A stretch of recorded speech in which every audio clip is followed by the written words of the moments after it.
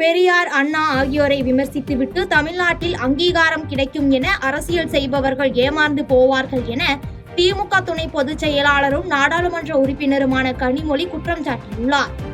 சென்னை மீனம்பாக்கம் விமான நிலையத்தில் திமுக துணை பொதுச் செயலாளரும் நாடாளுமன்ற உறுப்பினருமான கனிமொழி செய்தியாளர்களை சந்தித்து பேசினார். அப்போது பேசிய அவர், இந்தி மொழி யாருக்கும் எதிரி இல்லை என்றும், நண்பர் மொழி என்றால் தமிழை அவர்கள் கற்றுக்கொள்ளட்டும் என்றும், தென் இந்தியா மொழிகளில் ஏதாவது ஒன்றை கற்றுக்கொள்வதுதான் தேசிய ஒருமைப்பாட்டிற்கு நல்லதாக இருக்கும் என்றும் தெரிவித்தார். மேலும் பேசியவர், பெரியார், அண்ணா ஆகியோரை விமர்சித்துவிட்டு தமிழ்நாட்டில் அங்கீகாரம் கிடைக்கும் என அரசியல் செய்பவர்கள் ஏமாந்து போவார்கள் எனவும் தெரிவித்தார். பெரியாரையும் பேரறிஞர் அண்ணா அவர்களையும் விமர்சனம் செய்துவிட்டு தமிழ்நாட்டில் அரசியல் செய்து விடலாம் என்று நினைக்கக்கூடியவர்கள், தமிழ்நாட்டிலே அவர்களுக்கு ஒரு அங்கீகாரம் கிடைக்கும் என்று நினைக்கக்கூடியவர்கள் நிச்சயமாக ஏமாந்துதான் போவார்கள். அவங்களுக்கு எந்த இடத்துலையும் அந்த தமிழ்நாட்டில் மக்கள் அவர்களை ஏற்றுக்கொள்ள மாட்டார்கள். ஆனால் அதே மேடையிலே அண்ணாவின் பெயரை தன்னுடைய இயக்கத்தின் பெயரிலே வைத்துக்கொண்டு அரசியல் செய்து கொண்டிருக்கக்கூடியவர்கள் அவங்க தான் வைக்கிட்டால குடியணும். ஏன்னா ஒரு வார்த்தை அதை எதிர்த்தோ அதை நாங்கள் கண்டிக்கிறோம் என்று சொல்லுவதற்கோ அவர்களுக்கு அங்கே அந்த தைரியம் கூட இல்லாத ஒரு சூழ்நிலையிலே அவர்கள் நிற்பதை பார்க்கும்பொழுது நாம் வெட்கப்பட வேண்டியதாக. ஆசியன் தாய் குத்துச்சண்டை சாம்பியன்ஷிப் போட்டியில் ஈரோடு இளைஞர் வெள்ளிப்பதக்கம் வென்று சாதனை படைத்துள்ளார்.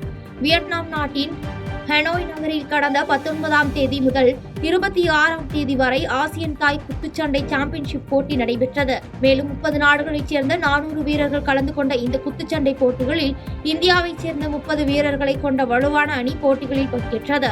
இதில் 13 இந்திய வீரர்கள் வெண்கல பதக்கம் வென்ற நிலையில் ஈரோட்டைச் சேர்ந்த மகேந்திரகுமார் மட்டும் வெள்ளிப்பதக்கம் வென்றார். மேலும் வெள்ளிப்பதக்கம் வென்று ஊர் திரும்பிய மகேஷ்குமாருக்கு ஈரோடு ரயில் நிலையத்தில் அவரது குடும்பத்தினரும் சக வீரர்களும் உற்சாக வரவேற்பளித்தனர். இதனைத் தொடர்ந்து செய்தியாளர்களுக்கு பேட்டியளித்த அவர், இதற்கு முன்னர் எந்த இந்திய வீரரும் செய்யாத சாதனையாக தான் தற்போது வெள்ளிப்பதக்கம் வென்றுள்ளதாகவும், தொடர்ந்து அரசு ஆதரவு வழங்கினால் மேலும் ஊக்கம் பெற்று பல்வேறு சாதனைகளை செய்ய ஏதுவாக இருக்கும் என தெரிவித்தார். இந்தியாவில் இந்த டைம் பாத்தீங்கன்னா சில்வர் மெடல் போன 30 பேர்ல பாத்தீங்கன்னா நான் மட்டும் தான் பண்ணியிருக்கேன். ரெண்டாவது பாத்தீங்கன்னா தமிழ்நாடு அண்ட் ஈரோட்டில் பாத்தீங்கன்னா இது ஹிஸ்டாரிக்கல் ஒரு அச்சீவ்மெண்ட். இது வரைக்கும் யாருமே பாத்தீங்கன்னா ஏசியன் சாம்பியன்ஷிப்ல பாத்தீங்கன்னா சில்வர் மெடல் அடிச்சது இல்லை. நான் மட்டும் தான் பண்ணியிருக்கேன். ரொம்ப ஹார்டாக தான் இருக்கு. நிறைய முயற்சி பண்ணிருக்கோம். நான் கடந்த பார்த்தீங்கன்னா ஒரு 15 வருஷமா முயற்சி பண்ணிட்டு இருக்கோம். இதுதான் என்னோட ஃபர்ஸ்ட் பார்த்தீங்கன்னா ஏசியன் சாம்பியன்ஷிப் சில்வர் மெடல் நல்லா பண்ணிட்டு இருக்கு. Council Olympic Council of Asia எல்லா இடத்துலையும் பார்த்தீங்கன்னா ஃபுல்லி ரெகக்னைஸ்டு. பட் இந்த தமிழ்நாட்டில் பார்த்தீங்கன்னா அந்த அளவுக்கு இல்லாமல் இருக்கு. நம்ம உலக லெவலில் பண்ணியிருக்கோம். மெடலே அடிச்சு வந்துட்டோம். அதுக்கு அரசாங்கம் பார்த்தீங்கன்னா ஏதாவது பண்ணிச்சு அப்படின்னா அடுத்து பார்த்தீங்கன்னா Asian indoor games plus Asian beach games next year நடக்குது. ஸோ அதில் நம்ம டெஃபினட்டாக பார்த்தீங்கன்னா மெடல் பண்ண முடியும். அதுக்கு இப்போதே பார்த்தீங்கன்னா நமக்கு ஊக்கம் கொடுத்தா மட்டும் தான் பண்ண முடியும். அரசோட உதவி இருந்தால் பெட்டரா பண்ண முடியும். மின்னணு வணிகம் மூலமாக வெளிநாடுகளில் மகளிர் சுய உதவி குழுக்களின் பொருட்கள் விற்பனை செய்வதற்கான நடவடிக்கைகள் எடுக்கப்பட்டு வருவதாக மாநில நிதி, சுற்றுச்சூழல் மற்றும் காலநிலை மாற்றத்துறை அமைச்சர் தங்கம் தென்னரசு தெரிவித்தார். விருதுநகர் மாவட்டம் காரியாபட்டியில் தமிழ்நாடு மாநில ஊரக வாழ்வாதார இயக்கம் சார்பில் 103 மகளிர் சுய உதவி குழுக்களைச் சேர்ந்த 1045 மகளிர்களுக்கு 40.9 கோடி ரூபாய் மதிப்பிலான வங்கி கடனுதவிகளை மாநில நிதி, சுற்றுச்சூழல் மற்றும் காலநிலை மாற்றத்துறை அமைச்சர் தங்கம் தென்னரசு வழங்கினார். இதனைத் தொடர்ந்து நிகழ்ச்சியில் பேசிய அவர், மதிய அங்காடி மூலம் மகளிர் சுய உதவி குழுக்களின் பொருட்கள் விற்பனை செய்யப்பட்டு வருவதாகவும், வெளிநாடுகளில் மின்னணு வணிகம் மூலமாக மகளிர் சுய உதவி குழுக்களின் பொருட்கள் விற்பனை செய்வதற்கான நடவடிக்கைகள் எடுக்கப்பட்டு வருவதாகவும் தெரிவித்தார். மாவட்டத்திற்கு என்று உள்ள தனி சிஸ்டத்தில் தாங்கள் சொல்வது மட்டும்தான் செய்ய வேண்டும் என்று அமைச்சர் ஆர். காந்தி நகராட்சி ஆணையர் மற்றும் ஒப்பந்ததாரரை கோபமாக பேசிய சம்பவம் பெரும் பரபரப்பை ஏற்படுத்தியது. ராணிப்பேட்டை மாவட்டம் ஆற்காடு நகராட்சியில் தற்போதுள்ள குடிநீர் வழங்கல் பணிகளை மேம்படுத்தும் பணிக்கு அடிக்கல் நாட்டு விழா நடைபெற்றது. இந்நிகழ்ச்சியில் கலந்து கொண்டு திட்டப்பணியை தொடங்கி வைத்த கைத்தறி மற்றும் துணிநூல்துறை அமைச்சர் ஆர். காந்தி, மாவட்ட ஆட்சியர் சந்திரகலா முன்பு துறை சார்ந்த உத்தரவின் அடிப்படையில் பணிகளை செய்வீர்கள் என்றால் தன்னிடம் எதற்காக வர வேண்டும் என்றும், மாவட்டத்திற்கு என்று உள்ள தனி சிஸ்டத்தில் தாங்கள் சொல்வது மட்டும்தான் செய்ய வேண்டும் என்றும் நகராட்சி ஆணையர் மற்றும் ஒப்பந்ததாரரை சரமாரியாக கேள்விகள் கேட்டு கோபமாக பேசிய சம்பவம் பரபரப்பை ஏற்படுத்தியது.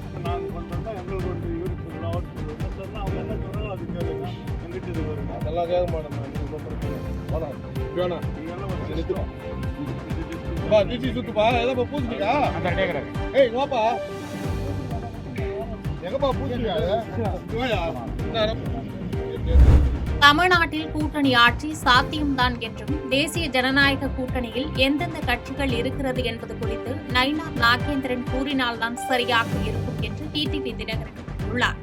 திருச்சியில் நடைபெற்ற செய்தியாளர்கள் சந்திப்பில் பேசிய அம்மா மக்கள் முன்னேற்றக் கழக பொதுச் செயலாளர் டிடிவி தினகரன் மக்களை அவமதிக்கும் வகையில் தொடர்ந்து பேசி வரும் திமுக அமைச்சர்களின் ஆட்சியை முடிவுக்கு கொண்டுவர அமித்ஷா பல முயற்சி எடுத்து வருவதாக தெரிவித்தார். மேலும் தமிழ்நாட்டில் கூட்டணி ஆட்சி சாத்தியம்தான் என்றும் தேசிய ஜனநாயக கூட்டணியில் எந்தெந்த கட்சிகள் உள்ளது என்பது குறித்து நயினார் நாகேந்திரன் கூறினால்தான் சரியாக இருக்கும் என்று கூறினார். தொடர்ந்து போதைப்பொருள் சந்தையாக மாறியுள்ள தமிழ்நாட்டை சரி செய்யாமல் தமிழக அரசு தேர்தல் குறித்து கனவு கண்டு கொண்டிருப்பதாக விமர்சித்தார். மேலும் கூட்டணி ஆட்சி அமைத்தால் துணை முதலமைச்சர் பதவி கேட்பீர்களா என்ற செய்தியாளர்கள் கேள்விக்கு தேர்தலுக்கு இன்னும் சில மாதங்கள் உள்ளது, பொறுத்திருந்து பாருங்கள் என்றும் பதிலளித்தார். திமுகவை சேர்ந்த அமைச்சர்கள் அவங்க பேசுகிற பேச்செல்லாம் ரொம்ப மக்களை ரொம்ப அவமதிக்கிறதுனா தொடர்ந்து பேசிட்டு வர்றாங்க. அதனால தான் முதலமைச்சரை நான் தூங்கி எழுந்திரிச்சா எங்கள் கட்சிக்காரர்களும் அமைச்சர்களும் என்ன செய்கிறாங்கிறதே எனக்கு பயமாக இருக்குங்கிற அளவுக்கு தான் இருக்குது. அது குறிப்பாக திரு கண்ணப்பன் அவர்கள்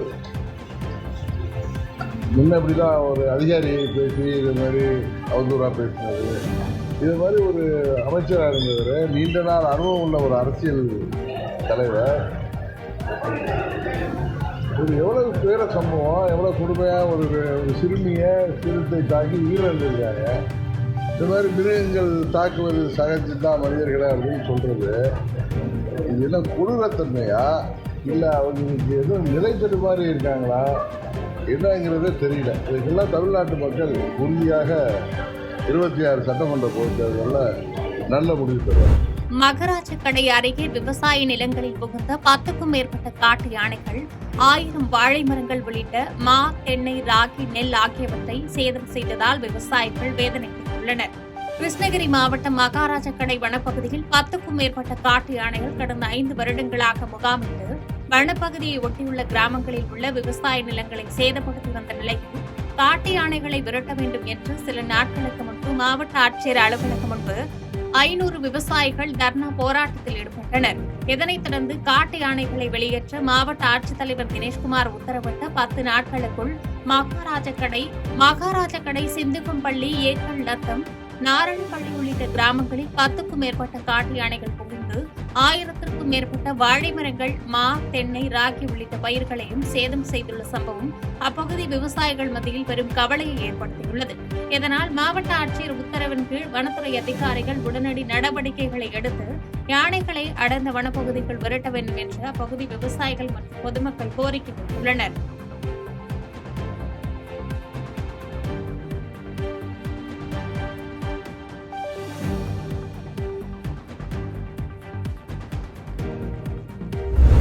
மூன்று பாஜக நியமன சட்டமன்ற உறுப்பினர்கள் தங்களது பதவியை ராஜினாமா செய்வதற்கான கடிதத்தை சபாநாயகர் செல்வத்திடம் வழங்கியுள்ளதாக தகவல் வெளியாகியுள்ள நிலையில் அமைச்சர் சாய் சரவணகுமார் தனது பதவியை ராஜினாமா செய்தார். புதுச்சேரியில் கடந்த 2021ஆம் ஆண்டு சட்டமன்ற தேர்தல் தேசிய ஜனநாயக கூட்டணியில் என்ஆர் காங்கிரஸ் பாஜக ஆட்சியிட்டது. இதில் என்ஆர் காங்கிரஸ் தலைமையில் முதலமைச்சராக ரங்கசாமியும் கட்சியை சேர்ந்த இருவருக்கு அமைச்சர் மற்றும் துணை சபாநாயகர் பதவி கொடுக்கப்பட்டது. தொடர்ந்து பாஜக கட்சியை சேர்ந்த ராமலிங்கம், அசோக் பாபு மற்றும் வெங்கடேசன் ஆகிய மூவருக்கு நியமன சட்டமன்ற உறுப்பினர் பதவி வழங்கப்பட்டது. அடுத்த சட்டமன்ற தேர்தல் வருவதற்கு இன்னும் 8 மாதங்கள் உள்ள நிலையில் பாஜக நியமன சட்டமன்ற உறுப்பினர்கள் வெங்கடேசன், அசோக் பாபு ஆகியோர் பதவியை ராஜினாமா செய்ய உள்ளதாக சட்டப்பேரவைத் தலைவர் செல்வத்துடன் ஆலோசனை நடத்தினர். இந்நிலையில் ஆதி திராவிட நலத்துறை அமைச்சர் சாய் சரவணகுமார் தனது ராஜினாமா கடிதத்தை முதலமைச்சர் ரங்கசாமியிடம் வழங்கினார்.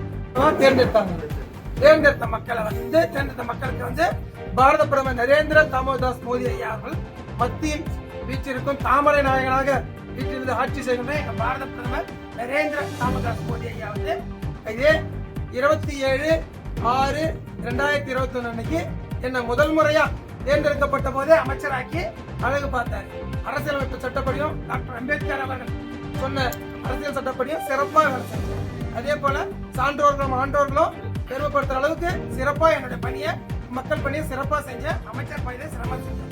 இன்னைக்கு மத்தியில் ஆளுகின்ற இன்னைக்குதான் மத்தியில் தாமரை நாயகர் இருக்கின்ற பாரத பிரதமர் நரேந்திர மோடி அவர்கள் வந்து அமைச்சர் பதவியை உடனடியாக ராஜினாமா பண்ண சொன்னாரு. உடனடியா எல்லா தெய்வங்களுக்கும் நன்றி சொல்லிட்டு தொகுதி மக்கள்கிட்ட தெரிவிச்சுட்டு ராஜினாமா பண்ணாரு. செய்திகளை உடனுக்குடன் தெரிந்து கொள்ள கீழ்கண்ட கேபிள் மற்றும் டிடிஎச் நெட்வொர்க்குகளில் எம்நாடு செய்தி தொலைக்காட்சியை காணுங்கள். பாதகம் செய்பவரை கண்டால் நாம் பயம் கொள்ளலாகாது பாப்பா. மோதி மிதித்து விடு பாப்பா, அவர் முகத்தில் உமிழ்ந்து விடு பாப்பா. அண்மை செய்திகளை உடனுக்குடன் தெரிந்து கொள்ள இணைந்திருங்கள் எம்நாடு தொலைக்காட்சியுடன்.